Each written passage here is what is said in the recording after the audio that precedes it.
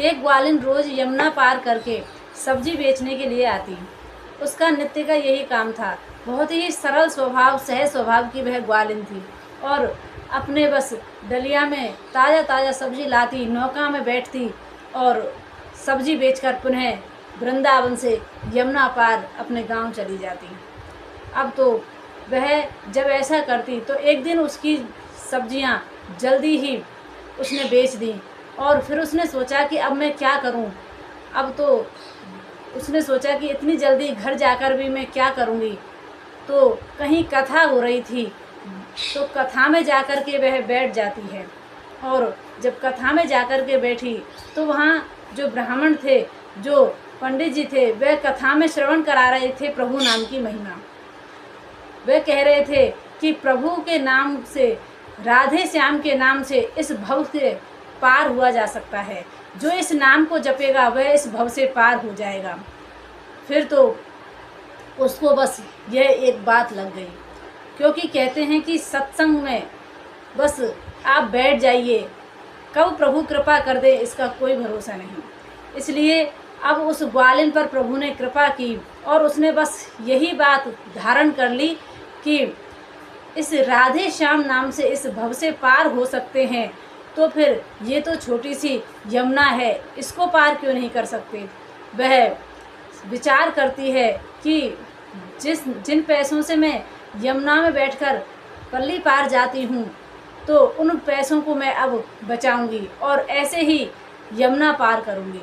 तो आज वह जहाँ नौकाएं खड़ी रहती हैं वहाँ नहीं गई और दूसरे घाट पर गई और वहाँ वह बड़े प्रेम से प्रभु का कीर्तन करते हुए, राधे श्याम का कीर्तन करते हुए वह उस यमुना जी को पार करने लगी। पहला कदम रखा तो राधे श्याम कहा, दूसरा कदम रखा तो राधे श्याम कहा। तो ऐसे ही हर कदम पर उसने प्रभु के नाम को गाया और यमुना जी को पार कर गई। अब तो ऐसे ही करते करते जब महीनों बीत गए तो उसने विचार किया, जिन गुरुजी ने मुझे इतना सुंदर प्रभु का नाम दिया है और उस प्रभु के नाम से मैं रोज़ यमुना जी को पार कर जाती हूँ, तो मेरे पास कुछ पैसे एकत्रित हो गए हैं, क्यों ना मैं अपने गुरुदेव को बुलाऊं और उनका स्वागत सत्कार करूं।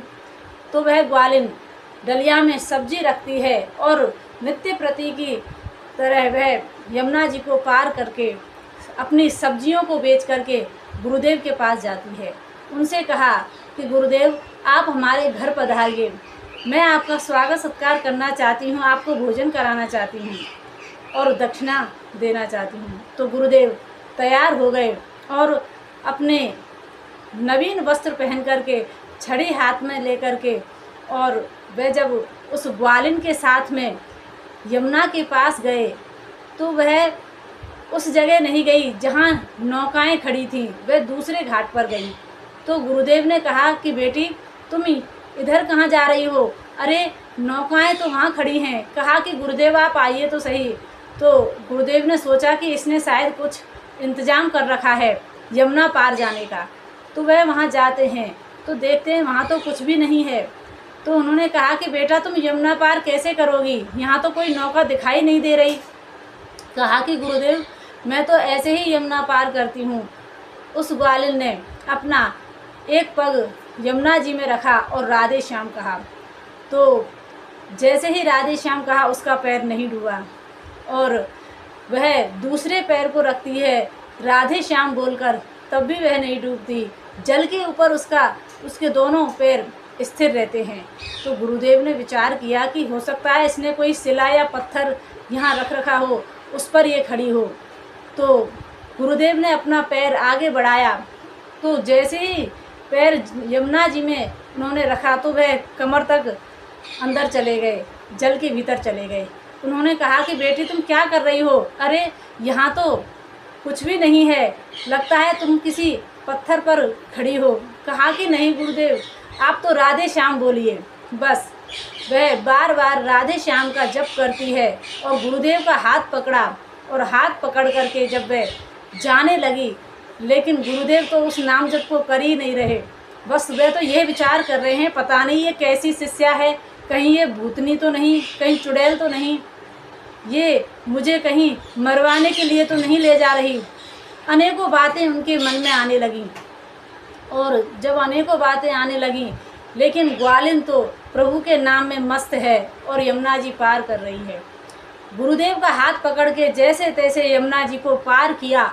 और जब यमुना जी को पार किया तो वह कहते हैं कि मैं तुम्हारे साथ नहीं जाऊंगा, पता नहीं तुम कहीं चुड़ैल तो नहीं हो, अरे कहीं मेरे को कुछ हानि तो नहीं पहुंचाओगी। कहा कि नहीं गुरुदेव, अरे आप ही तो कहते हैं कि प्रभु के नाम से इस भव से पार हो सकते हैं, तो ये तो छोटी सी यमुना है, इसलिए मैं तो नित्य प्रति ऐसे ही यमुना जी को पार करती हूँ। और जो नौका वाले को मैं पैसे देती हूँ, वो पैसे मैंने एकत्रित किए, उन्हीं पैसों से मैं आज आपका स्वागत सत्कार और भोजन आदि कराना चाहती हूँ। तो वह गुरुदेव उसके घर गए और घर जाकर के उसने बड़ा भव्य स्वागत किया, गुरुदेव के चरण पखारे, आरती सेवा की और फिर भोजन आदि कराकर दक्षिणा पानी देकर जब कहा कि गुरुदेव आपसे मैंने ये नाम दीक्षा ली, राधे श्याम की नाम दीक्षा से ही आज मैं इस यमुना जी को नित्य प्रति पार करती हूँ। तो कहा कि बेटी क्या तुम नौका में कभी नहीं बैठती? कहा कि नहीं, जब से आपसे सुना है कि राधे श्याम नाम से इस भव से पार हुआ जा सकता है, तो मैंने सोचा कि ये तो यमुना जी हैं, इनको पार क्यों नहीं कर सकते। तो बस इसी विश्वास से मैं नित्य प्रति यमुना जी को पार करती हूँ। तो आज गुरुदेव उस शिष्या के चरणों में प्रणाम करते हैं, कहते हैं कि आज मैं धन्य हो गया तेरी जैसी शिष्या पाकर, तेरे जैसे भक्त का दर्शन करके। अरे हम नाम तो लेते हैं लेकिन उसके प्रति इतना दृढ़ विश्वास नहीं रखते, इसलिए कभी कभी शिष्य के द्वारा भी गुरुदेव को प्रभु के दर्शन हो जाते हैं, साक्षात्कार हो जाता है।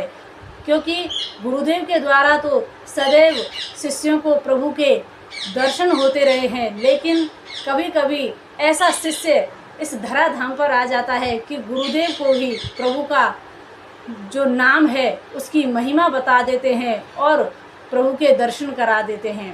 तो ऐसे सहज स्वभाव के जो भक्त होते हैं उनको प्रभु शीघ्र मिलते हैं, क्योंकि जो पढ़े लिखे होते हैं, जो ज्ञानी होते हैं, वो अपने ज्ञान की टांग अड़ाते हैं और वह प्रभु की उस भक्ति को प्राप्त नहीं कर पाते। भगवान हमेशा सरल हृदय वाले को ही मिलते हैं, इसलिए हमें भी हमेशा सरल और सहज रहना चाहिए, कभी भी ज्ञान का अहंकार नहीं करना चाहिए। तो ऐसे भक्तों को हम प्रणाम करते हैं। जय श्री कृष्ण।